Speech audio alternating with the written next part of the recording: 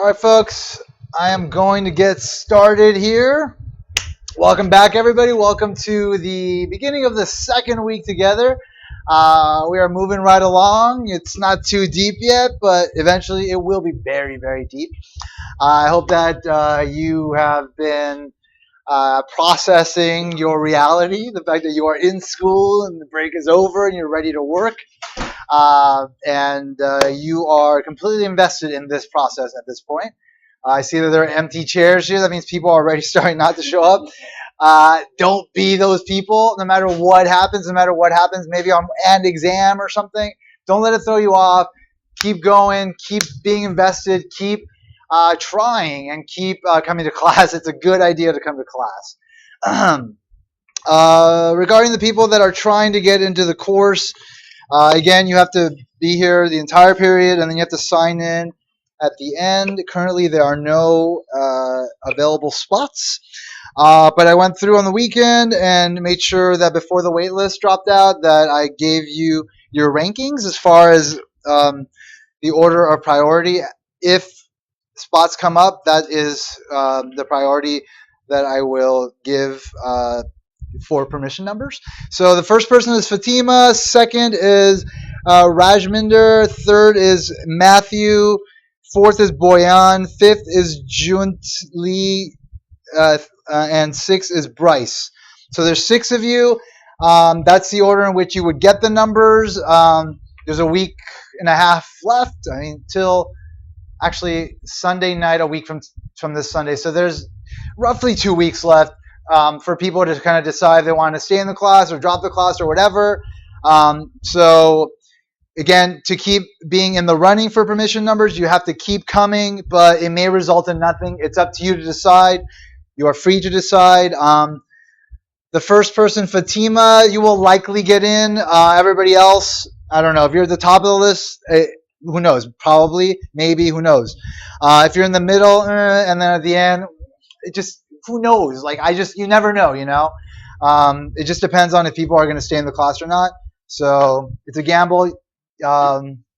Take it or don't take it. But the reality of the situation has been clearly laid out for you. And if you have any questions about it, ask me at the very end of class.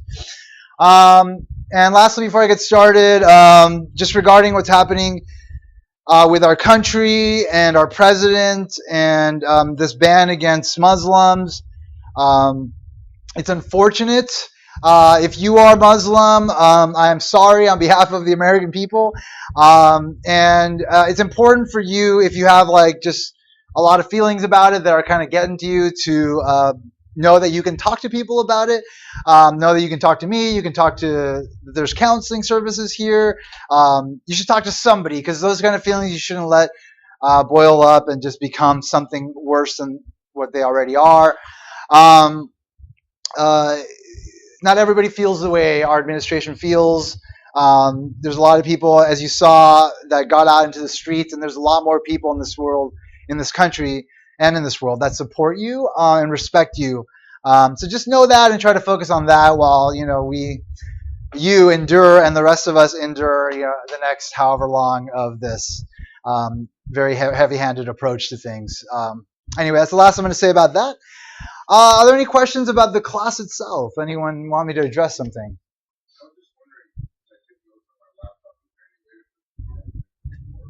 No, I don't do that. No, I post them afterwards, and you can watch the lecture again if you want to print them out then and do whatever you're going to do.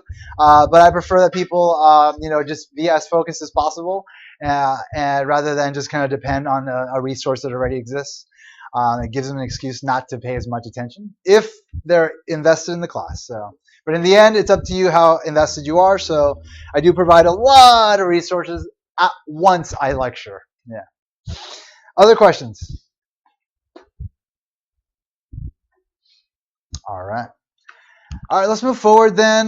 Today we're going to just quickly touch upon a couple of last topics from Chapter 1, and then we'll jump into Chapter 2. So Chapter 1, I'll talk about the economic naturalist a little bit more, go over a couple of examples in that chapter. And then I'll talk about the distinction between what are called positive versus normative questions, or the positive versus normative approach to economics. And then briefly just discuss the distinction between micro and macro. just to kind of refresh your memory if you haven't thought about these ideas in a while. And then we'll jump into chapter 2. Chapter 2 is your standard chapter 2 in classes like this where we deal with supply and demand. So we'll introduce the basic model to you, some of the basic issues associated with it, and then towards the end we'll do some algebra that'll start to kind of get us further along in the discipline from what you've already done. So a lot of the approach in this class will be like, first we cover, well, at least anytime I introduce something that's familiar to you, I'll kind of reintroduce it and highlight what you already may know about it given what you've already taken, because again, there is a prerequisite in this class. And then we'll take it further from there. So we'll talk about the demand curve, the supply and demand curves, and then equilibrium, price, and quantity, and then and sort of what the equilibrium means and what it means as far as like how it best benefits the participants within the markets. And then we'll talk about in chapter 2 rent controls, which are again interventions by the government into markets and how that can offset the equilibrium and sort of the effects of that. Price supports being the opposite case. And then we'll talk about the rationing and allocative function of prices, how prices serve a really important purpose in economy, in a market economy, which again is the type that we are working in this country and most Western nations, in contrast to a command economy that I talked about last time, where there's a central authority that's like deciding where the resources should go, who should be getting what. A market economy is kind of left up to its own devices, and prices are like the central mechanism that helps to make that all work out. All right, so let's briefly talk about the economic naturalist, which again is the basis of what your papers are. If you're studying biology enables people to observe and marvel at many details of life that would otherwise escape them, right? You are able to understand, the parts of our world that biology explains in more in-depth ways. You're able to walk through a forest, quiet woods, and that could become an adventure for you because you see things that you just were never able to see before, given your understanding of the discipline. So in much the same way, studying microeconomics enables someone to become an economic naturalist, a person who sees the mundane details of ordinary existence in a sharp new light, right? So like the ideas that we present in this class become sort of a filter for you through which you see the world, and it explains things in ways that you otherwise would not be able to understand them. So each feature of the man-made landscape is no longer an amorphous mass, but the result of an implicit cost-benefit calculation. So the following are some examples of economic naturalism. So I'll do this kind of at the beginning of the course where I'll maybe lightly touch upon a couple of the examples in the book. As I already mentioned, your final paper is going to be an accumulation of 3 economic naturalist observations that you'll make based on some theory from different chapters that you choose. 3 is what is expected of you throughout the semester. Again, you can either build on the existing examples in the chapters or you can come up with your own, whatever, as long as your analysis makes sense. The examples in the book aren't going to be 2 to 3 pages, so you should flesh those out if you're going to choose those. Bring in outside information, add more insight into whatever. As long as you're using the theory and it makes economic sense, it'll work. So the first one in chapter 1 asks, why is airline food so bad, right? We all know that airline meals are horrible in general. Everybody complains about them. So the cost-benefit perspective says that airlines should increase the quality of their meals if and only if the benefit outweighs the cost, right? So we can understand it from that perspective, having understood like the nature of cost-benefit. The benefit of better food is well measured by what passengers will be willing to pay for it, right? So if indeed airlines were to produce good quality meals, they need to be paid for those. Are people willing to pay for them?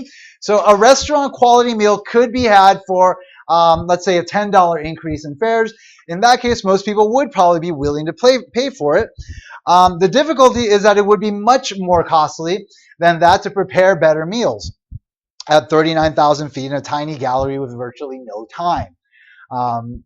An airline would have to remove 20 seats from the plane, install modern, well-equipped kitchens, hire extra staff, spend more on whatever, everything you need to produce good quality meals, which would in turn take away from the amount of passengers they can have, create new challenges for them, given that they are in an enclosed space in 39,000 feet, so they probably need special technology to like filter out the air, etc. There would be high costs associated with that. So these extra costs would be more like maybe $100 per passenger rather than $10 per passenger. A few of us would be willing to bear this extra burden, right? Like I'd rather just bring some like nuts on board and just like call it a day, right? Like I won't eat that restaurant meal. I don't need to spend that extra $100. I'll starve for 6 hours and then just like go at it at the sushi all you can eat bar when I get to Dallas or wherever I'm going. Like I'm not going to incur this extra cost just to get a decent meal on the airline, because the whole point of being on the airline is to get from point A to point B, right? So again, the cost benefit approach explains why airline food is terrible, right? So it's just an example of like how you can maybe spot something that's kind of strange in our society that doesn't necessarily make sense based on just standard observations and reasoning. But if you go a little further with economic theory, it'll elucidate the true nature of the situation and why it is this strange situation is what it is.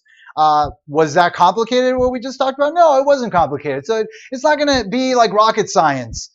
Trying to either flesh out an existing economic naturalist observation or come up with your own. But at the very least, it's going to get you thinking more about economics, more about the theory, and make you better at whatever it is this class is meant to enhance as far as your impending career. Second economic naturalist in the chapter, why do manual transmissions have 5 forward speeds where automatics only have 4 forward speeds? So the more forward speeds a car's transmission has, the better the fuel economy will be. Fuel economy is good, right? We spend less money on gas. The additional gears do conserve fuel by allowing cars to cruise at highway speeds at lower engine speeds. Most cars in current production offer 5 forward speeds on manual transmission, but only 3 or 4 on their automatics. We want fuel efficiency, but we also want to keep the price of the car within limits. Automatic transmissions are more complex than manual ones, and the cost of adding each additional extra gear is much greater in automatic. So in this case, we're talking about a how much decision versus an either or decision, which was the case in the restaurant meal example. The restaurant meal example was, should we have restaurant meals on airlines or not? Whereas in this, it's like, how many gears should I include in my car that I'm producing? In the other example, we looked at overall costs, overall benefits. When we're talking about how much questions, we look at marginal costs and marginal benefits. So the question is, does the marginal benefit of an additional gear outweigh the marginal cost, right? The marginal benefit being the savings in gas versus the marginal cost, which is the extra cost incurred in designing or having a more complicated transmission and actually building it. So the benefits of adding an extra speed, by contrast, are the same in both cases. In this case, when we're talking about an automatic or a manual one, the extra benefit is, yes, you get to save gas, but there is an extra cost, and it costs more for an automatic transmission to have an extra gear than a manual one. So if car makers follow the rule, add an extra speed if its benefit outweighs its cost, which in this case we're talking about marginal benefit and marginal cost because we're talking about an extra, one more speed, then automatics will have fewer speeds than manual. So the logic of the cost-benefit approach explains the situation. Simple stuff. You could do research on specific car companies and maybe try different things. With the airline thing, you could like bring in actual cases of like airlines trying to improve their restaurant meals, or maybe there have been some analysis done by firms that is public that you could look at that looks at like what the actual cost would be of providing quality meals. Maybe there are luxury airlines that do, and you can maybe look at what their actual costs are, etc. Yeah. I find this pretty interesting because I find nowadays automatic solutions 8 years, whereas most people make the mistake and most of them stops. So it seems to have the confidence to switch. Well, I mean, you're talking about a BMW, which is like a high-end car. So Yeah, still, but most cars, like most manual cars, like economy class cars, will not have that many gears, right? Like, I mean, you might find it in like a luxury class car, but like those usually have like higher prices associated with them that do, you know, tend to incorporate that cost into their price. But again, like, these are general ideas. Like, there's always going to be like outliers, like cases that don't necessarily fall within like the logic of whatever it is you're talking about. But if this is generally being stated here, that means generally it does apply. And if you feel that it's an antiquated idea, don't focus on it. Focus on something else. Or you can even talk about what you just talked about and bring in extra information to sort of highlight how things have flipped, if indeed they have, and just talk about how maybe the cost of extra gears has gone down, or maybe we value the benefits of saving money on or saving fuel more, and so that's sort of changed their approach. Whatever. As long as it makes economic sense, I'm good. You can be as creative as possible on these papers. So just anything you want, as long as it makes sense, I'm good. It'll be fine. All right, let's talk about the distinction between positive and normative questions. So economic analysis has two key roles. Analysis that tries to answer questions about the way the world works, which have definite right or wrong answers, is known as positive economics. In contrast, analysis that involves how the world should work is known as normative economics. So if I'm like maybe studying the effects of raising the minimum wage in California and how that might affect incomes over the long run in the state of California, and then sort of give a forecast of what those income increases might be, that I'm engaging in a positive analysis. I'm not imposing my own ideas about whether or not raising the minimum wage is good or bad. I'm merely stating what the facts are. I am observing what could happen, and then I'm giving a forecast based on the factors at play and the equations I have about what the result is likely to be. I'm not, again, asserting any of my own ideology into the analysis, versus a normative approach, which would be like, I believe that raising the minimum wage is bad because it will be detrimental to incomes in the long run, for a variety of reasons. It will hurt workers because of this, that, or the other. When you're saying things like that, when you're saying this is bad or hurt, these are words that are subjective. What is hurt? Well, you have to define that, right? You have to define what bad is. Whenever you have to, you like, it's unclear, sort of like the language that's being used, because the ideas are particular to the person using them. There's a normative element to that kind of analysis. There's a subjective element to it, and that is what distinguishes it from positive economics. Economists tend to engage mainly in positive economics. That's mainly what everything we do is about. It's about just trying to gain as much information as we have about the world, trying to explain as much about the world with that information, and then maybe do some, predict or forecast a bit about what could happen as a result of the conditions that we can observe. That's mainly our approach. But sometimes, like I think I mentioned last class, you will have economists that will try to impose their own ideas. So they will engage in normative analysis. They will ultimately say that something is good or bad based on their own ideology, but they won't present it as such. They won't be clear about the fact that they are being subjective. They'll simply present it as the truth based on their authoritative knowledge of economics. So that's when it becomes dangerous. Positive economics is about description. Normative economics is about prescription. So again, normative, you're imposing your subjective sort of ideas into something, and you're basically giving a prescription for what should happen, how things should go, versus just saying this is how things are going and this is how things may go. I don't know. If it's good or bad, that's something left up to the politicians to decide. I'm just merely making observations, and here's my methodology to show you how I did it if you wanted to look into it. Yeah. Normative is basically opinion-based analysis. So even though you might use technical methodology, if ultimately you're imposing your own ideas into the conclusion, saying, well, this is bad because of this, that, or the other, then you are engaging in normative analysis versus saying these are my results. You can decide if they're good or bad. That's positive economics. So it's really like factual versus speculation. Not necessarily speculation, but like more of like, here's some facts and here's what I think about those facts versus like, here's some facts. So positive economics occupies most of the time and effort of the economics profession, as I mentioned. Models play a crucial role in almost all of positive economics. So that's why we're going to be going through a bunch of models in this class, because they do help us to sort of explain things in as objective a way possible. And we will always be very clear about our simplifying assumptions, what assumptions we're making about the world that allow us to get to this simple version of reality. And so, again, if you're hiding things like that, then generally there's some normative approach that's being taken, unless one is being completely forthright about every assumption they're making and all the approaches that they're taking to get to their conclusions. Then there is going to be some sort of normative element there. All right, microeconomics and macroeconomics. Just briefly, this is a micro course essentially. It's the next level up from your normal course. We study the individual decision making of households, people, either in families or individuals who.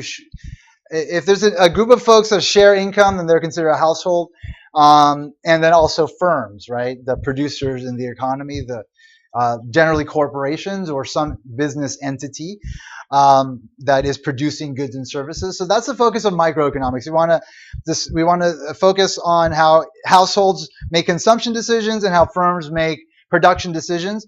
And via our models, we can apply those frameworks to various market contexts, various industries, say something about how an industry is operating, maybe how that industry can operate better, how one firm is operating, how maybe that one firm can operate better, what may happen in the future given a certain behavior pattern of an industry and the approach they take to producing one cost structure versus another, things of that sort. Whereas in macro, we talk about the interaction of all the agents, all the entities that can make decisions in an economy, and how that results in the final output, the final goods and services produced by the entire economy, and the ups and downs of the economy, and the increasing ability of the economy to produce economic growth. Short-run equilibrium in goods markets, financial markets, medium run equilibriums for the entire economy. Just really big questions. That's what macro is about. But increasingly, macro has become more micro-based. So what you'll see is like the theories that we'll use in this class to characterize the behavior of households, and then the behavior of firms, that will be aggregated. So you'll say, I have a representative household. This is how it chooses to consume. This is the equilibrium that it results in the goods and services market. Here's an individual firm. Here's what it does to maximize its profits. Those are representatives. If we take that and say, okay, now there's like a million or like 100 million of them or whatever, you aggregate those same entities, then you get the behavior of the larger economy. And so you'll see that the macro models that are being used like by central banks or like entities that are interested in how the overall economy is working, if you look closely at those models, you'll see the components from micro in there, just aggregated to represent the larger population or the larger whole. So increasingly, there's much stronger ties between these two extreme ends of the economic discipline than there have been in the past. But you have to go further in economics to really understand them. In this class, I won't highlight that pretty much at all. So a lot of the macro issues I won't talk about. But just again, if you're an economics person, you're interested in going further in economics, just understand that there are very strong links, and if you understand micro enough, ultimately you will understand sophisticated macro, and you could go far in the macro field, which is such a powerful field and so interesting, and I really recommend it. I recommend all of economics, but macro is just, it's so relevant because like the world's constantly changing. It's constantly the connections are constantly getting stronger, or sometimes you have moments like right now where you have like Brexit, or you have Donald Trump who wants to like cut off all these trade deals that we've been working on, where countries are trying to isolate themselves a little bit more. And like it's important to understand, well, what kind of ramifications will that have for like a domestic economy, the world economy, trade in general, incomes, labor markets, etc. Like, so really, really, really important field. I really recommend you try to go as far as possible in your understanding of macro, just for the sake of just being like a good citizen that has like a confident understanding of the way the world works. Even for that, it's enough to like really want to know as much about that discipline as possible. All right, let's move on to chapter 2, supply and demand. So learning objectives here: explain how demand and supply curves explain the behavior of buyers and sellers. Explain why the equilibrium in a market identifies a price-quantity pair for which buyers and sellers are satisfied. We'll explain how shifts in supply and demand curves cause equilibrium prices and quantities to change. Explain why transactions can always be found that make some parties better off without harming other parties whenever a market is not in equilibrium. Whenever a market is not in equilibrium, we say it is not efficient. A market is efficient if there are no opportunities to make individuals better off without harming other individuals. We'll explain why attempts to peg prices below or above their equilibrium levels produces negative side effects, and describe both the rationing and allocative function of prices, list some of the determinants of supply and demand, solve for the equilibrium price and quantities when supply and demand curves are expressed in algebraic form, and also we'll do a part of the appendix that deals with the introduction of taxes into the supply and demand framework. All right, so just a quick sort of side note. We're moving fairly slow at the beginning, and then things will start to mount up. So I'm not going to go into too much. In fact, I don't think I'll go into any complicated math at all today. But then, we'll start doing some algebra on Thursday, and then we'll start, going a little further. And again, once we hit calculus stuff, I will do a quick review of like the derivative, what that means, how you take the derivative, etc., exponents, the properties, etc. I will touch upon these things once. But again, this is not a math course, so I'm not going to do a bunch of math problems on the board. I'm only going to go through the problems that I'm covering in my slides, and then from there, you're expected to work those out yourself, practice them, make sure you understand the math, so that you're able to do either those same problems or different problems. And that's basically it. And like I'll move fairly quickly through them because again, everything's recorded. And you have a new resource every time the class is over for you to go back and relearn this stuff, practice, etc. And also, there is a prerequisite for this class, which is also the math course. So that is something that you need to keep in mind. Like, whenever you're in an upper division course that has prerequisites, like they're there for a reason. They're not just there as a technicality. Like, we actually do expect you to bring some knowledge from your prior courses into the advanced courses. So. But again, fortunately, you have me who understands that, yeah, maybe I do need to do a little bit of a review, but you will get into classes where there will be nothing like that, and it'll be either sink or swim. Like they will put you in that pool, and if you cannot swim, you will drown, and they will be okay with that. So be wary of that. Try to learn as much as you can every class you take. Don't try to just make it by ever, because that is a recipe for disaster. And again, when I went back to economics, I had gotten my film degree, and then I decided I wanted to become an economist. I had to go back and take math courses, etc. Like, I took the time to relearn everything. I bought those For Dummies books, like pre-algebra, algebra. I went through all of it. And those books are quick studies. So in a day you can blow through them and just kind of remember all the basic methods you need that build up to the more complicated methods. So there's really easy resources available for you out there that are cheap that can help you get caught up on stuff that you might be rusty on. So you might want to look into those resources if you're feeling a little bit rusty for some of the requirements for this class or other classes. All right. Our basic tool for analyzing market outcomes is supply and demand analysis. A market consists of buyers and sellers of a good or service.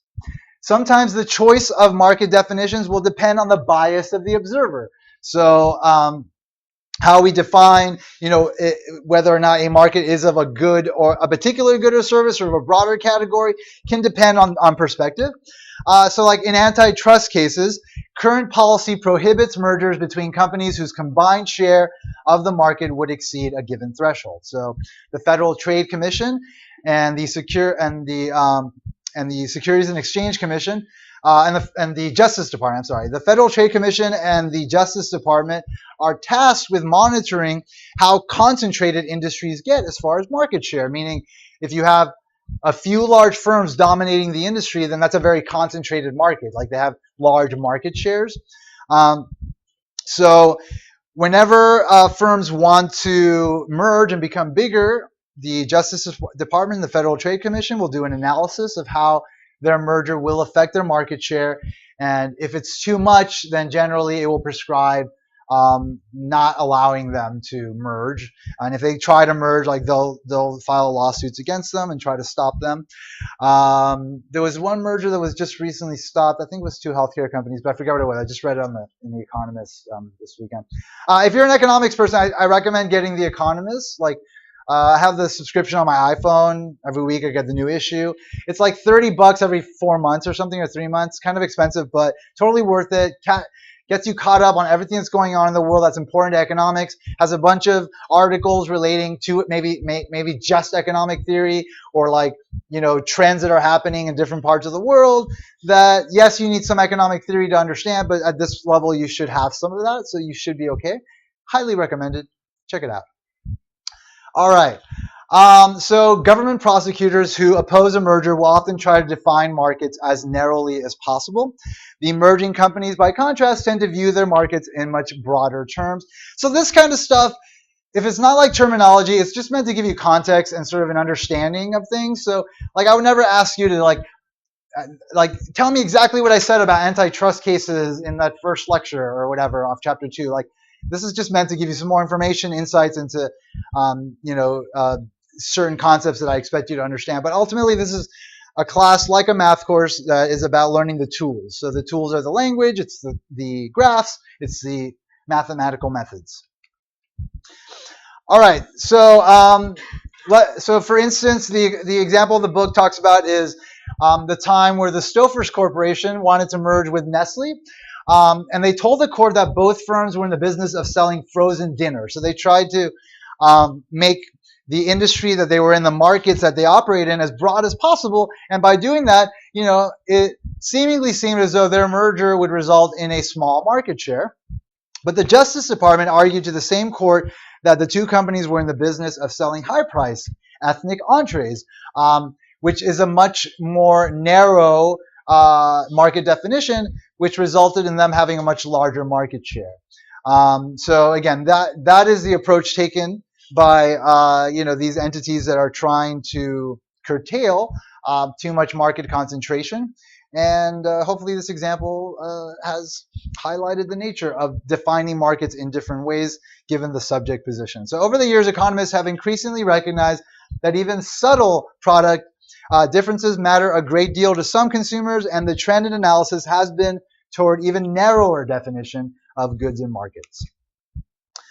All right, so the running concrete example we'll use to study the supply and demand framework within a specific market will be the market for 1 pound lobsters in a particular location, Hyannis, Massachusetts, on a particular day, July 20, 2009, so that we leave out the effects of time changes on the effect of the market, right? Like we're saying, ceteris paribus, all else constant. The time frame, other forces outside the market are not affecting it. We're just looking at the price of the good in relation to demand and supply and the equilibrium quantity. All right, so for this market, the task is to explain both the price of lobsters and the quantity traded. The first step is to introduce the basic demand curve, a simple mathematical relationship that tells us how many lobster buyers wish to purchase at various possible prices, holding all else constant. So as you know, the demand curve is plotted in sort of a strange way in which the quantity demanded is on the x-axis and price is on the y-axis. So standard in mathematics is the approach to put the dependent variable on the y-axis, right? The one that's being affected by the independent variable on the x-axis. But the relationship that exists in nature between price and quantity demanded is not what we see here. Quantity demanded is the dependent variable, and the price is the independent variable, right? The price is set by the market, and then quantity demanded responds to that. So the reason why we have this sort of wrong way of plotting this relationship goes back to when the relationship was first plotted, which was in the 1800s by Alfred Marshall, who created the supply and demand model. It was a time when we had yet to standardize in math and graphing where our dependent variable would go. So back then it wasn't standard that we will always put our dependent variable on the y-axis, and that's why he wound up plotting it like this, and that's why you wound up learning the demand curve like this. It's a small complication that will slightly complicate the math a bit, but not too much, but it's something you have to be aware of. So the relationship that actually exists is in nature is that the quantity demanded is a function of price. So in general terms, when you are establishing a relationship between two variables and not saying how that relationship looks, whether it be a linear relationship or a curved relationship, you're just saying these two variables are related. You establish them via this kind of notation. Quantity demanded is a function of price. Quantity demanded is dependent on what price does. This is the demand function. When you have the actual relationship represented properly, you have the demand function. What we see plotted on the demand curve is the opposite of that. You have price as a function of quantity demanded. So to distinguish the actual relationship between what we see graphically, we call this the inverse demand function. So when price is a function of quantity demanded, you have an inverse demand function versus when quantity demanded is a function of price, which is the demand function. So here we have the inverse demand function for lobsters plotted. So unless otherwise stated, the price on the vertical axis of the demand curve diagram will refer to the real price of the good, what's also called the relative price, which means its price relative to the prices of all other goods and services. So anytime we're talking about prices in this class, we're not talking about like nominal values that can be affected by like the overall price level going up and down. What we like to think of in these micro courses is that that's constant, that's being held constant, right? The overall price level in the economy is not affecting the prices in the market.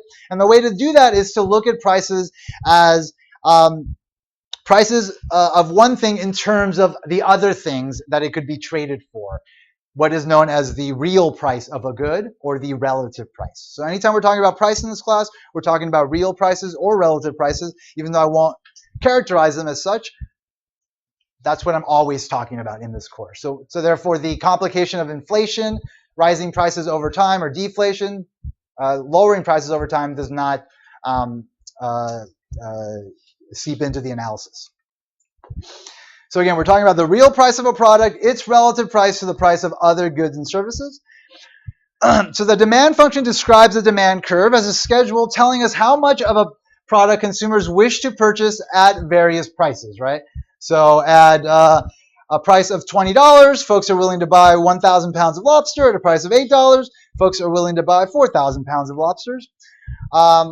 So whenever you are looking at the amount of the quantity that people are willing to buy in relation to a particular price you're choosing, you're doing what's called a horizontal interpretation of the demand curve, which corresponds to the demand function relationship. You're actually looking at what you should be looking at, how quantity demanded is being affected by price. Under this interpretation, we start with price on the vertical axis and read the corresponding quantity demanded on the horizontal axis. A second interpretation of the demand curve is to start with the quantity on the horizontal axis and then read the marginal buyer's reservation price on the vertical axis. So the other approach is to say, well, at a quantity demanded of 4, what's the price people are willing to pay for it? Oh, it's $8. So the way you would normally read this graph. is the vertical interpretation. It's the way of reading the demand curve called the vertical interpretation.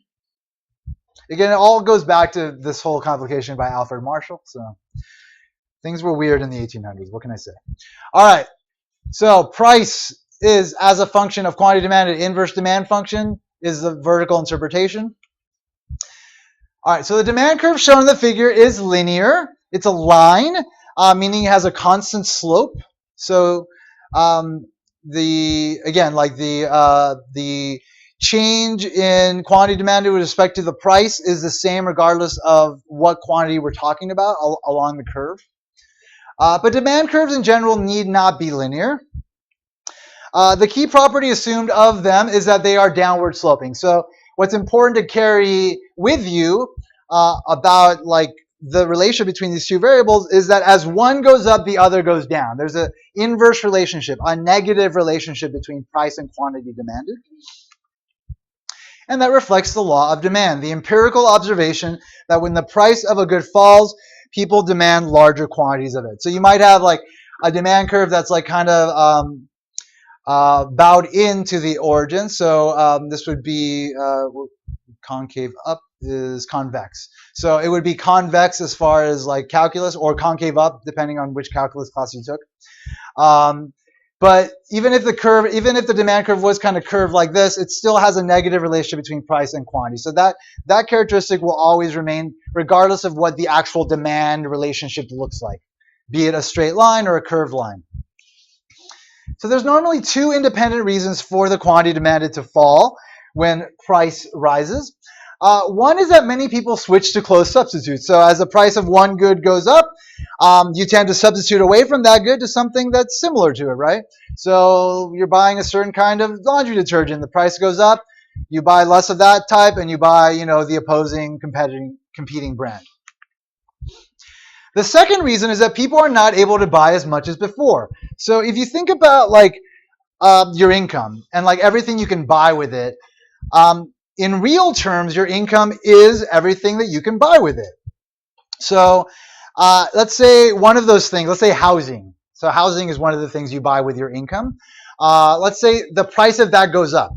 So in real terms, that's going to crowd out your ability to buy other things, right?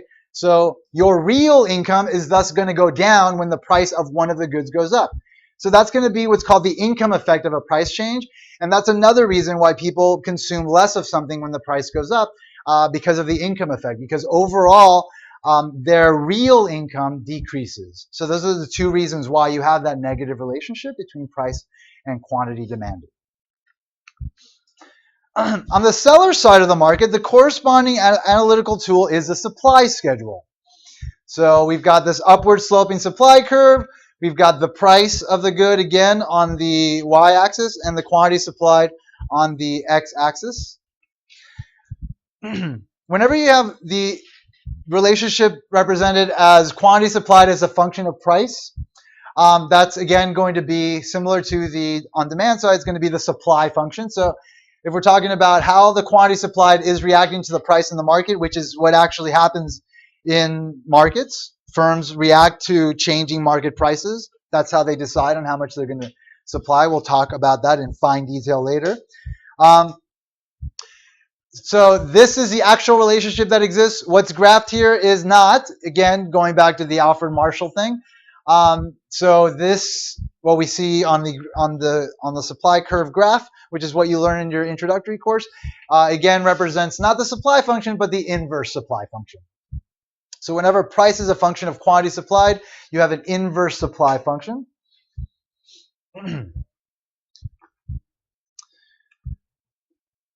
Also, supply schedules need not be linear, so you, again, need not see a line to represent the relation between price and quantity supplied in a market. It could be curved as well. But, of course, again, we are going to assume that they will always have an upward slope. There will always be a positive relationship between the price and the quantity supplied. So the law of supply is basically what sums up the reason for that. It's the empirical observation that when the price of a product rises, firms offer more of it for sale, right? Standard justification for a positively sloped supply function. standard intuition you have about markets, sellers will sell more when the prices are higher. So for a supplier to be willing to sell a product, its price must cover the marginal cost of producing or acquiring it. So along the supply curve, what it basically represents is the lowest amount that a producer is willing to take to sell in a market, right? So these producers over here, they have high cost of production, so they will only sell if the price is high, versus these producers over here who have lower costs, and they're willing to take a lower price for the good. As we'll see in detail in Chapter 9, the cost of producing additional units often tends to rise as more units are produced. When this is the case, increased production is profitable only at high prices. So it just depends a lot on the cost structure of the individual firm, and we'll, again, talk in fine detail. We'll go in fine detail behind the supply curve and behind the demand curve as well. So another factor contributing to the upward slope of the supply curve is substitution on the part of suppliers. In this example, as the price of lobster increases, more producers switch to lobsters rather than other seafood. So, you know, there's any kind of a potential seafood producer that's just trying to figure out how they can make the most money. And obviously, if prices go up in the lobster market, they're going to want to sell less shrimp and less halibut or whatever, and, you know, sell more lobster. So like demand curves, supply curves can be interpreted either horizontally or vertically as well. So under the horizontal interpretation, you begin at a price and go over to the supply curve to read the quantity the sellers wish to sell. And again, if you do that, if you do the horizontal interpretation of the supply curve, you're examining it as the relationship actually exists in the world. So you're examining it reflective of the supply function, right? Quantity supplied as a function of price. At $20, how much are people willing to supply? Oh, 5. At $8, how much are suppliers willing to supply? 2. Okay, so that's the horizontal interpretation versus the vertical interpretation, where you look at a quantity supplied and you say, well, what's the price for that? So again, we begin with a quantity, then go up to the vertical axis to read the corresponding marginal cost on the vertical axis. And again, that reflects the inverse supply function, the price as a function of quantity supplied, which is reflective of the way that the supply function is generally graphed. All right, so those are some of the important issues that you need to understand about these curves. To understand them better, to sort of also kind of lay out the foundations to springboard us forward into, you know, the market analysis based on them. All right, so let's talk about the interaction of these two sides of the market, quantity. So let's talk about the equilibrium price and quantity that results when we throw supply and demand together. So with both supply and demand schedules in hand, we can describe the equilibrium quantity and price of lobsters. It's the price-quantity pair at which both buyers and sellers are satisfied. So the equilibrium price, also known as the market clearing price, is the price that matches the quantity supplied and the quantity demanded. The equilibrium quantity is the quantity bought and sold at the equilibrium price. So here we've got an equilibrium price of $12, equilibrium quantity of 3,000 lobsters per day. So that's the point where quantity supplied equals quantity demanded. When quantity supplied equals quantity demanded, we drop the subscripts and we just say the quantity, because that's the quantity that's been settled in the market. So in this case, the quantity is 3,000 lobsters per day. Now, there's a reason why it is an equilibrium, sort of a place where the model is moving towards and then at rest at. And the way to sort of examine why that is to sort of examine what happens when the model is not in equilibrium. So if the price is above the equilibrium, there's going to be excess supply, right? So if we look at a price of $16, the quantity demanded in this case, I think, is going to be 2,000, and at $16, the quantity supplied is going to be 4,000. So the demand curve reflects like the reservation price, the most that folks are willing to pay for, in this case, lobsters. These folks over here have high reservation prices. These folks over here have low reservation prices. At a price of $16, only this person who has an exact reservation price of $16 and those above will buy lobsters, right? So you'll get that 2,000 demanded. again, the points along the supply curve represent the costs that the producers incur to supply, the extra costs they have to incur to produce that extra amount that's being sold. So these folks over here have low costs. These folks over here have high costs. At this price of $16, that covers all these folks' costs. And so all these folks are willing to supply, and that's why you get that $4,000 or that 4,000 amount of lobsters that are willing to supply. Of course, in this case, there's excess supply. There's 4,000 lobsters being produced, and there's only 2,000 being demanded. When that happens, that's going to put pressure on these guys because they're going to want to sell the stuff that they produce. So they're going to start competing against each other and lowering the price, right? As they lower the price, these other folks that have reservation prices below these and below $16 that weren't willing to buy before, as the price starts to fall, they jump into the market and they are willing to buy. And then eventually it gets them to that point there. So that is a situation where you have excess supply or a surplus, the amount by which quantity supplied exceeds quantity demanded. In this case, quantity supplied is 4, quantity demanded is equal to 2, and so the surplus is 2,000 lobsters. If the price is below the equilibrium, there's going to be excess demand, right? So at a price of $8, you're going to have only these sellers that are going to be willing to sell because these sellers have a marginal cost higher than $8, so it just wouldn't be worth it for them to sell. At a price of $8, that meets all of these folks' reservation prices. So all these people are willing to buy, right? So you have a lot more demand and a lot less supply in this case, where demand is outweighing supply. So you have excess demand or a shortage, the amount by which quantity demanded exceeds quantity supplied. In this case, quantity supplied is going to equal 2,000 lobsters, and quantity demanded is going to equal 4,000 lobsters, and so you're going to have a shortage of 2,000 lobsters, right? So there's going to be just not enough lobsters to go around. What happens when there's not enough to go around? Well, what happens is you have these other people up here that have higher reservation prices than the actual price they have to pay, who are then going to say, well, I'll pay more because I'm willing to pay more, right? So as they start bidding up the price, these suppliers will start entering the market because their marginal cost of production will start being met.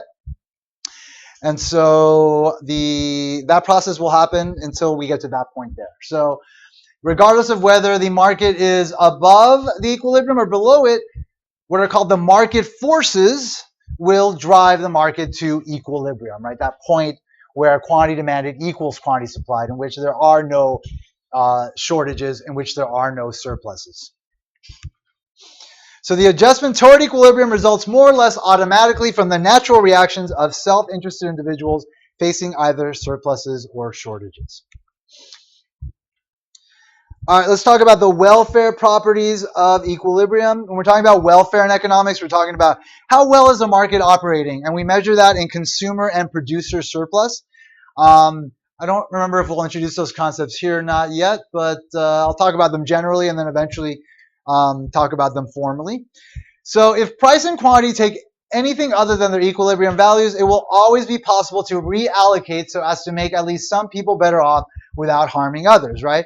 So suppose the lobster price is, let's say, $8, with suppliers only offering those 2,000 lobsters. The vertical interpretation of the demand curve, so if we were to look at those 2,000 lobsters and say, well, how much are people willing to pay for those? Based on the vertical interpretation, we see that buyers are willing to pay $16.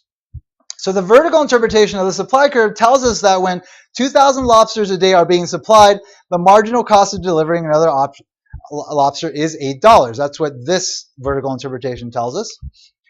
When the value to the buyer of the last lobster caught, which is $16, is higher than the cost of harvesting it, $8, there's room to cut a deal, right?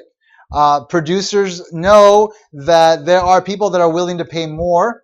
Suppose a dissatisfied buyer were to offer a supplier $10 for a lobster. So let's say they offered them $10.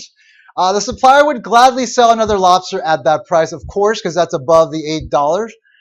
The transaction would improve the buyer's position by $6 because, again, for 2,000 lobsters, the vertical interpretation tells us that these consumers are willing to pay $16. So if they only have to pay $10, then they have improved their position by $6. It would also improve the seller's position by $2 because they're willing to supply at $8, but now they get to collect $2 extra. No one suffers any harm from this transaction. The participants reap $8 of additional benefit from it, right? The suppliers gain an extra $2. The consumer gains an extra $6 in savings.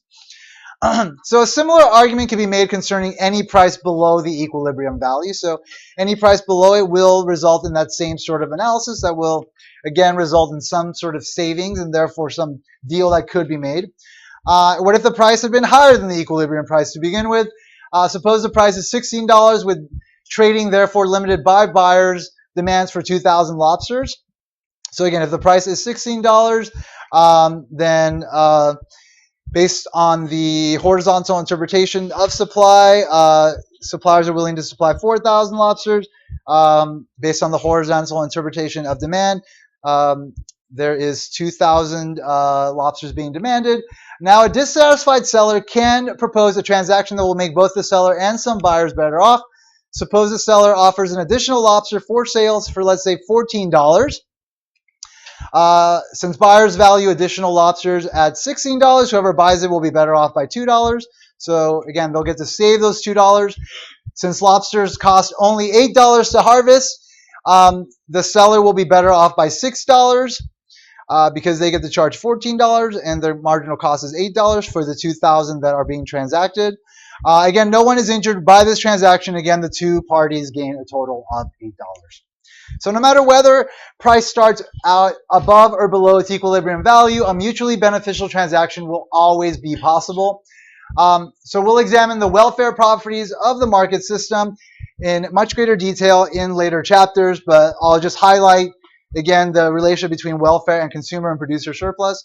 If you remember from your introductory economics courses, so let's say this buyer over here. Let's say the equilibrium price is $12, and we're thinking about this buyer over here who's willing to pay $16. Because we live in a world where people interact in markets and markets set equilibrium prices, this person gets to not pay the $16 and only has to pay the $12. So this person whose willingness to pay their reservation price is $16 saves $4, the difference between the reservation price and the equilibrium price of $12. So their individual consumer surplus in that case is $4. If you look at each individual buyer in this market whose reservation price is above the equilibrium of $12, each of them has a consumer surplus. If you add all of those together, then the triangle that is bounded by the demand curve and the equilibrium price is going to represent the consumer surplus. And that represents the welfare, the benefit that consumers get from the market, from being able to interact in markets. So when we say that welfare is maximized, that's what we're talking about. When the market is not able to equilibrate, be in this kind of equilibrium, and certain mutually beneficial transactions don't occur, then you have what's called a deadweight loss. You lose some of that consumer and producer surplus, which we'll look at in 1 second with rent controls. So oftentimes there's a strong political demand for governments to intervene in markets and to set prices outside of the equilibrium. Powerful interests can make a compelling case that a market intervention favoring them is fair. And thus, governments will come in and institute price controls, legal restrictions on how high or how low a market price may go. There's two main types. There's a price ceiling. The maximum price a seller is allowed to charge for a good or service, usually set below the equilibrium. And a price floor, a minimum price buyers are required to pay for a good or service, and that's usually set above the equilibrium price. So the next two sections consider examples of each in turn. So the figure depicts the supply and demand schedule for a hypothetical urban apartment market. The city council has passed a law that holds the rent at RC. So here's our equilibrium price, which is $600 for apartments. If we allow the market forces to do their thing, that would be the rent that everybody would pay. That would be the rent that would equilibrate quantity demanded and quantity supplied. The city council has passed a law that holds the rent under that. So we have what's called a price ceiling. The price ceiling stops the price from going any higher, and you would only put it below an equilibrium price, because if it was above the equilibrium price, the market would want to get down to the equilibrium price, so it wouldn't have any effect. So at $400 a month, or $200 below the equilibrium price, we have a price ceiling for rents. In an unregulated market, the immediate response would be for rents to rise sharply, right? So at $400, you would have excess demand, which means that these folks would start bidding up the price, and we would eventually get to the equilibrium, like I mentioned, based on market forces. One adverse result of this regulation, the price ceiling, the rent control, is that owners tend to spend less on maintaining their rental units. So because these landlords aren't able to get for these this case thousands, so it's 40,000 apartments, they're not able to get what people are actually willing to pay for them, which is 800. Then they wind up cutting corners on maintaining their buildings, providing services to their tenants, and so that is one adverse effect of such a policy. Also, with an offering of only 40,000 apartments per month, renters would be willing to pay as much as $800 a month for an apartment. This pressure almost always finds ways, either legal or illegal, of expressing themselves. So like in New York City, it's not uncommon to see finder's fees or key deposits as high as several $1,000s, which reflect this difference between the rent control price and the willingness to pay of consumers, which is called the full economic price. So owners have the option of converting also to condominiums, which enables them to sell their asset for a much closer value to their true economic value. So when you have rent controls, that's one possibility where the landlords will take their buildings out of the definition that falls within the rent control in order to benefit from it in a different way. Is that to say that rent control is bad? No, it's not to say that. This is just a way of sort of analyzing the effects on just a standard market, but each individual case is unique, and oftentimes there are reasons for people wanting to gain rent controls from their representatives, and that's because of things like gentrification, where you have a lot of money that's like invested into neighborhoods that might be older, but that tends to raise prices, that tends to price people out of neighborhoods that have been there for generations, and that's problematic. And so we have to weigh as a society, the costs versus the benefits of these kind of policies, and that's, again, those are more normative questions, like, is it good or bad to have rent control? That's a normative question. What I've engaged in here is a positive analysis. I've just basically looked at how this market is affected by that policy. I'm not saying whether it's good or bad. As far as like the whole notion of price ceilings, though, like I mentioned before, it doesn't make sense to have price ceilings above the equilibrium because market forces want to drive prices below that, and thus it would be a non-binding price ceiling. Only a price ceiling that forces price below equilibrium will have any effect called binding or effective. Let's look at the opposite case, price supports. So for many agricultural products, the government's policy has been to impose price floors, which keeps prices above their equilibrium levels. Price supports require the government to become an active buyer in the market. The figure depicts a price support level, in this case PS, in the market for soybeans. So in this case, the price support has been set at $400 a ton. PS is above the equilibrium price, so there is an excess supply of 200,000 tons per year, right? So there's quantity demanded, quantity supply, there's a lot more being produced, in this case 200,000 more than being demanded in this market at that price. Quantity supplied is 400,000 tons per year. Quantity demanded is 200,000 tons per year. To maintain the price at $400 a ton, the government winds up purchasing this extra 200,000 tons of soybeans per year. So that's generally how they will impose this kind of what's called a price floor, right? The price cannot fall below that price by buying the excess amount that's being produced.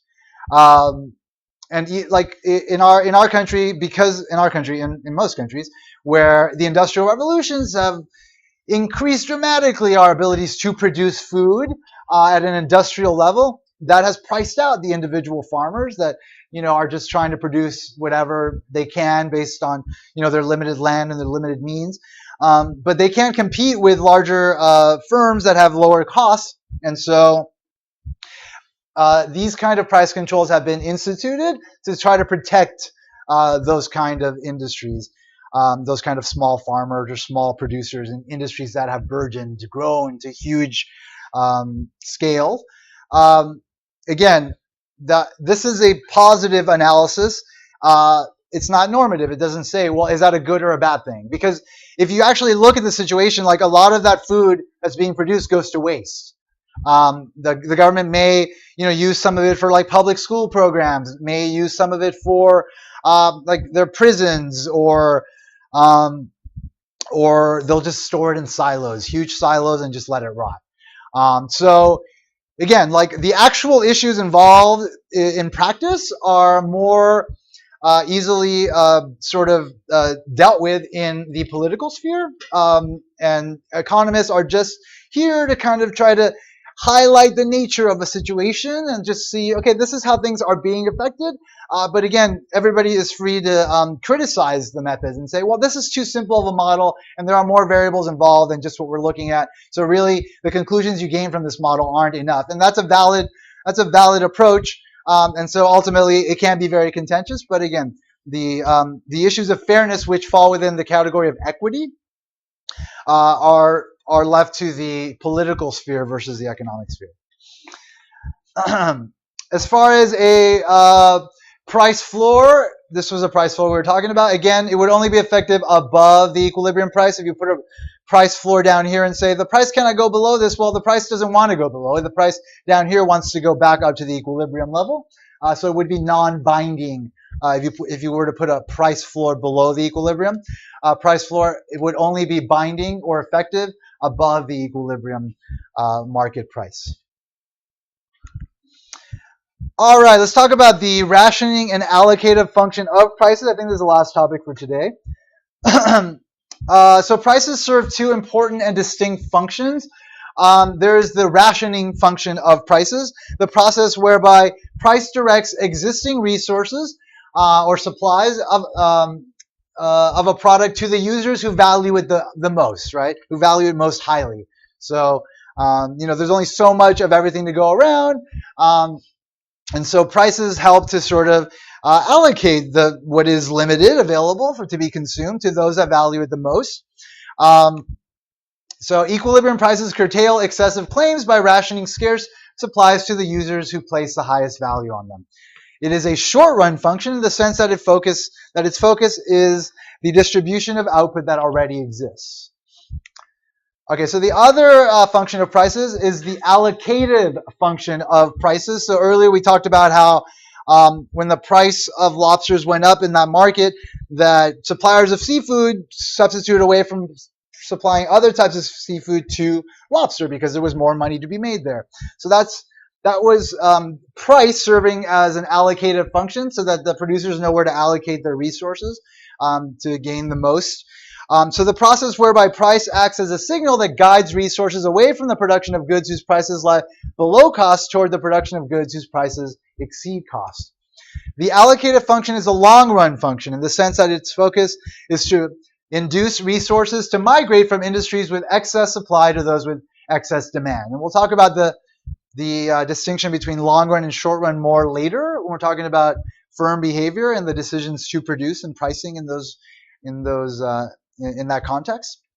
But again, this is all about kind of laying the groundwork for everything we're going to be talking about throughout the semester. All right, folks, we're done with today. We'll finish chapter 2 on Thursday, and that's it. I think I opened up a homework and a mini paper, but again, nothing will be due till the middle of the third week. But past that point, it will be like within a week of covering chapters. So just keep that in mind. Have a great couple of days. I'll see you on Thursday.